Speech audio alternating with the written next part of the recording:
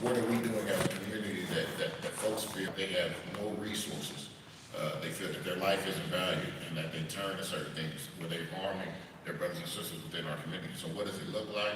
That is us working together to give hope to our community, to give resources to young black and brown men and women in our community, so that they don't turn to that. And so one of the things that's also important is that if we talk about what's important to us,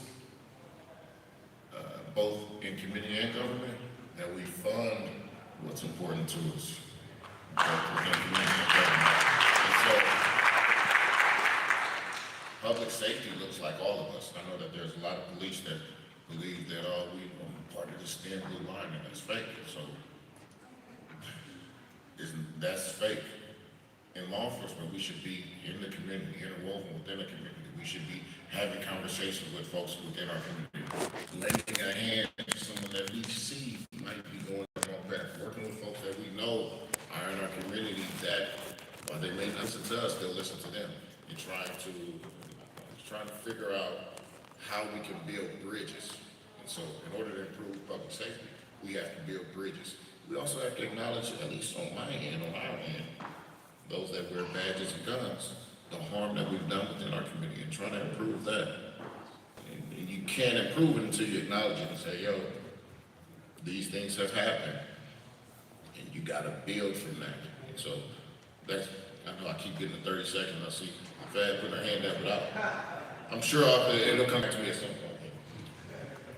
Yeah, just to go a little bit further, I've been in Berkeley for 21 years, and I've definitely seen a shift. In law enforcement. When I first started, I am not proud to say that there were things that I witnessed while on the job that today would absolutely not have. I will say that I spent 6.5 years in the Internal Affairs Bureau, and I pride myself on the work that I've done during that time. I've held officers accountable for their actions, both minor and major. I think that's something that we have to continue to do. We have to look inside our agency, and we have to weed out the people who are involved in misconduct.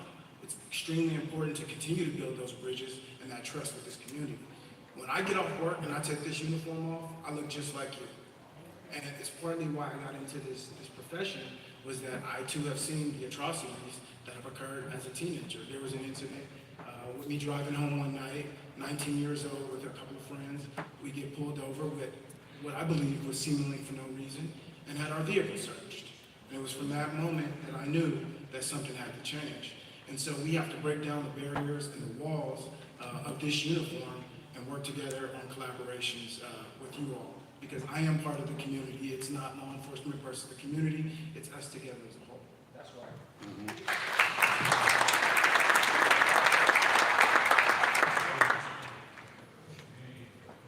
Greetings to the family. How you all doing tonight?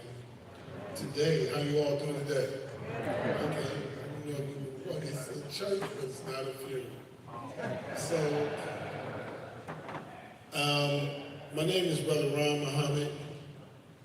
I'm a native to the town, specifically from the country of Westover. I'm a legacy baby. I'm a Harbor Homes legacy baby. So if you've been here for some time, you know what it means. We have a question. I'm quite familiar with the programs in the town because we all network with each other.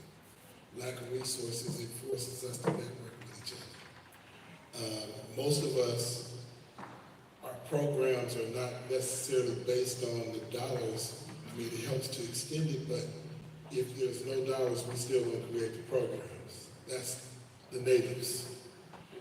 But what we're not familiar with, my question to you all on behalf of us, are what programs do you have from your different programs?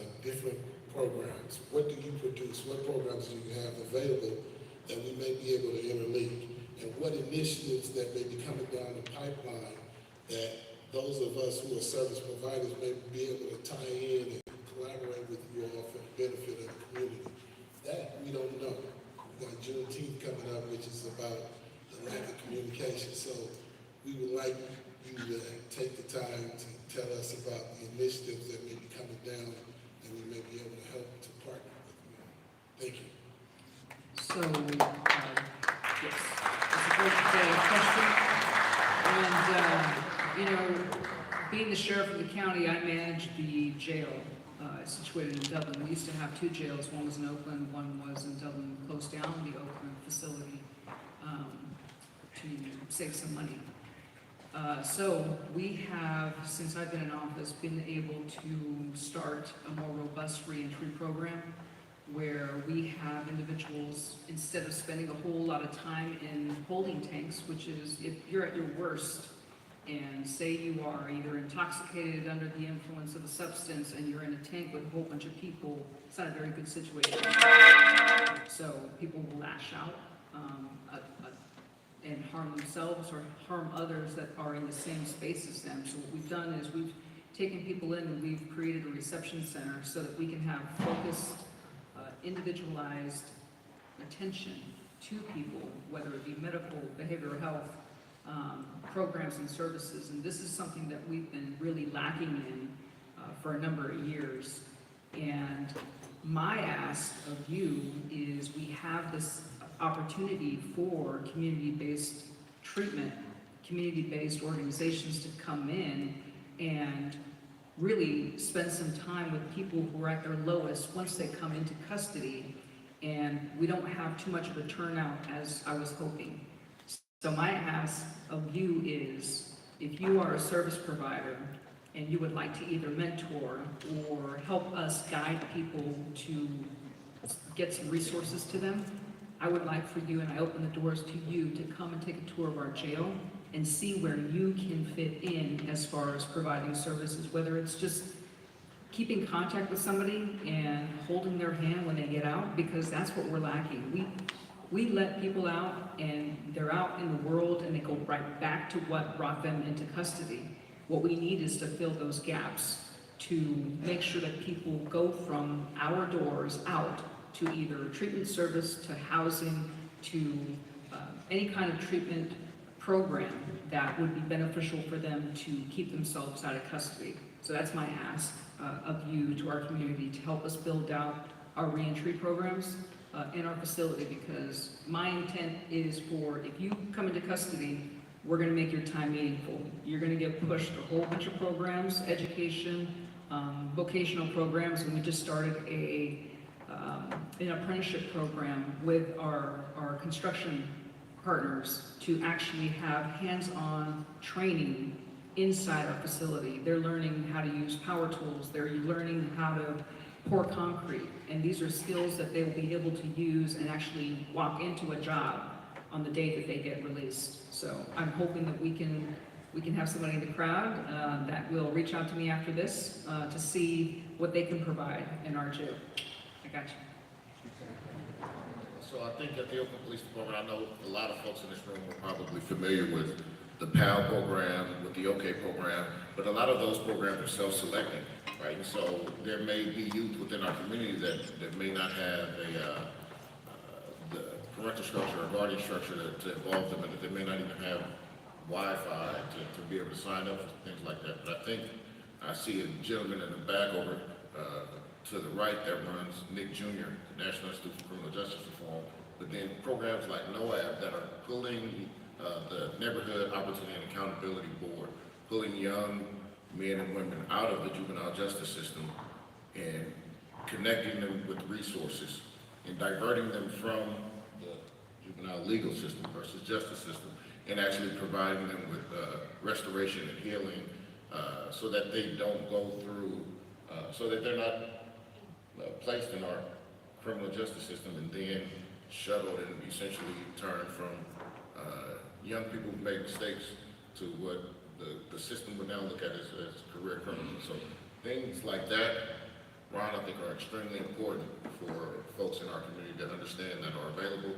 And again, because some of the programs that we have are self-selecting, this is an opportunity for young folks to be plucked out of that system, whether they made the choice or not, and offered a better way forward. I'll add to that as well. So probation is where the programs are. You know, the unique thing about probation is it's the largest part of the criminal justice system, and it's uniquely situated in the position where we offer two things. We offer both accountability as well as opportunity. And on the opportunity side, probation has invested over $200 million in programs and services in just this fiscal year alone. $117 million for programs and services for youth and families, and $83 million for adult reentry programs. Everything from housing to employment to education programs, substance abuse programs. The gentleman just talked about the OK program. We have 2 of our officers assigned to the OK program. We have culinary programs in our facilities. We just executed a contract with Mr. Fab. He's doing a music program in our facilities. And so one of the things that I don't think enough people know about is CalAIM. If you've heard of CalAIM, raise your hand. Okay, that's probably about 15% of the room. CalAIM, for folks that don't know what it is, it's essentially Medi-Cal on steroids. It's an opportunity now for individuals who are involved in the criminal justice system, whether they're youth or adults, to get the services they need prior to release, and to make sure that when they get released, that we all heard the term warm handoff, that there's this warm handoff and connection to the programs and services from mental health, housing, and employment, and all those services will be funded by state dollars. So that is a new thing that's coming, and the implementation of that is October 1st, so that is something that we absolutely look forward to implementing.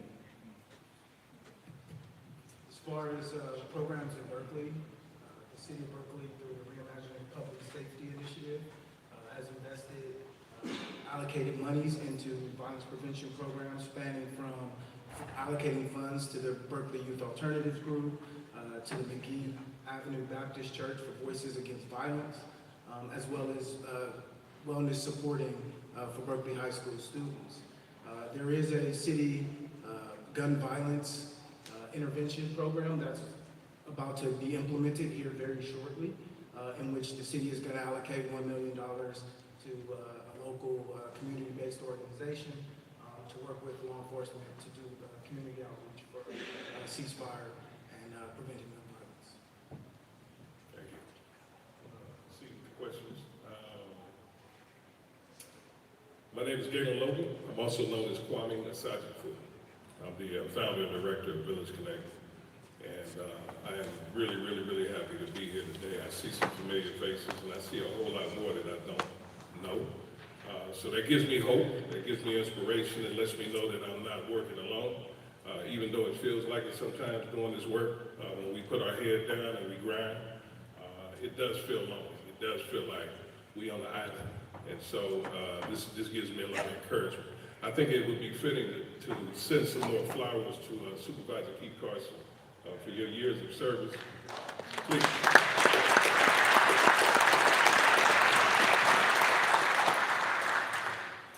The mission of Village Connect is to build the capacity of people to become more self-aware and self-directed, resulting in sustainable, positive transformation. What's implicit in our mission is building capacity. What is capacity? Capacity is consciousness. We know that when our consciousness rises, our reality changes. It can't stay the same. Just by a show of hands, how many of you all feel safe in here? Raise your hand if you feel safe in here right now. Thank you. Before public safety, there's personal safety. German psychologist Abraham Maslow came up with that theory of the hierarchy of needs, which starts, number one, with physiological needs. So if you just raise your hand, it's a good chance you ate today. It's a good chance you got a roof over your head. It's a good chance you got clean water at home. But what comes after that is safety. So if as a child you don't feel safe, the public ain't safe. If as a child you feel like you don't belong, the public's not safe. If a child does not have esteem, the public ain't safe. 30 seconds. Gotcha. I'll be back.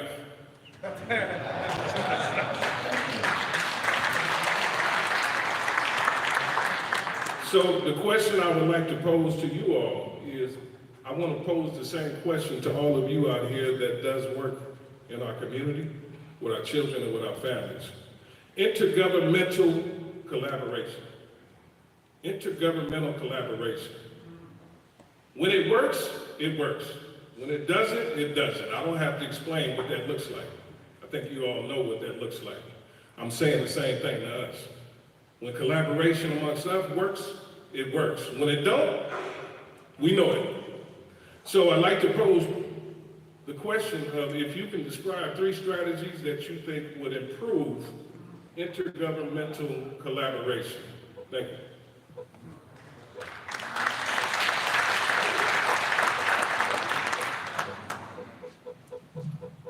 Appreciate the question. I think when you talk about collaboration, it means that we all come together, right? And this is something that we work on day after day. You know, we meet on occasion with our department heads and the leadership, but we need to make sure that that messaging goes down to our team, the people who are actually out there doing the work to do that, to do just that.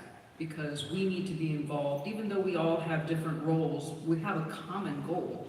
The common goal is to keep our communities safe and also to do right by people. You know, there's accountability when somebody commits a crime and they get arrested. Well, there's consequences to your actions. But the team, as a team effort, has to make sure that we are addressing why individuals are committing crimes and addressing what environment that they might be a part of so that we can address the actual root causes of crime. And that's a team effort. And that should be a group discussion as far as how we handle individuals that we continue to see through the system. And, you know, I believe in accountability, and people need to be held for things that they've done and consequences. The same thing is what I tell my staff. It's like my kids, right? When they did something wrong, they got punished. And there were consequences to those actions, and we didn't condone things, because if you didn't, you know, do anything about it, then you just are just allowing that behavior to continue. It's the same thing how I, you know, when I speak of how we're going to address people who are incarcerated, and I have a responsibility to them as someone who is overseeing the jail to make sure that I give them resources, because I don't know what brought that person into custody. I don't know what is going on in their life. And this is why we should have conversations about, you know, we have somebody who's coming into custody. What is the appropriate sentencing for this person? They have to be held accountable, but maybe we put some mandates. You can get out early if you do this program, or if you take this opportunity, or if you take advantage of this or that. And it's a discussion that we need to do more of. But it is a collaborative effort because we need to address people as people and not as a system. And I think that that's something that we've been doing for so long, it's hard to break that. But then when we have more conversations with people who are impacted by the system, we realize that we need to start changing things, and we need to make sure that we're bringing people who are either incarcerated now or previously incarcerated into the conversation, because they're the ones that know what has been like their failures, right? And I'm a failure, so I want to make sure that when we bring programs in and when we're working collaboratively, that the systems, and we just talked about this recently, the systems that we have in place for the people that we are allowing to come and provide services, I don't want them to fail. Because if we fail the person who's really taking advantage of that opportunity, what are the chances that they'll take that opportunity should they find themselves in custody again? So I want to make sure that the people that we bring in truly care about the effort and the individual that they're going to be giving service to. And I apologize, I'm on 30 seconds time, and I don't want to get anybody else, so go ahead and speak. Clint Mitchell, Lakeland Police Department. This question is closely related to the very first question when you asked about where are we in law enforcement right now. Over the last 3 decades, law enforcement became all things to everyone. And we embraced that, but we've learned over these last 3 decades that we cannot be all things to everyone. When you look at it from a social services standpoint, when you look at it from a homelessness standpoint, when you look at the violent crime piece of it, we have to make sure that we are working together to help our community address all of these specific issues. But the previous 3 decades, it was all thrust upon us. And we found, our communities have found that it doesn't work that way. So I think over this last 5 years, we have truly identified that we are at a crossroads when we talk about law enforcement and the judicial system and how we interact with our community. The people up here have to work together to address the social issues and crimes that are facing our community. But we cannot come up with the answers by ourselves. We have to have situations like we're in today to have these conversations to determine how best do we address homelessness in our community. How best do we address mental health issues that result in crimes occurring within our community? The judicial system, through the jails, have become one of the biggest mental health providers in the nation. And we don't do that well. We have to find alternatives to sending some of these folks to jail to address these issues. People that are committing violent crime over and over and victimizing our communities, we have to make sure we hold those folks accountable. But it's all connected. If I may, as a prosecutor representing you all in the Alameda County District Attorney's Office, ladies and gentlemen, let's look at reality. The biggest, yes, you get two chances, you get two things in life every day, a chance and a choice. The system is only as good as the representative that you put in office.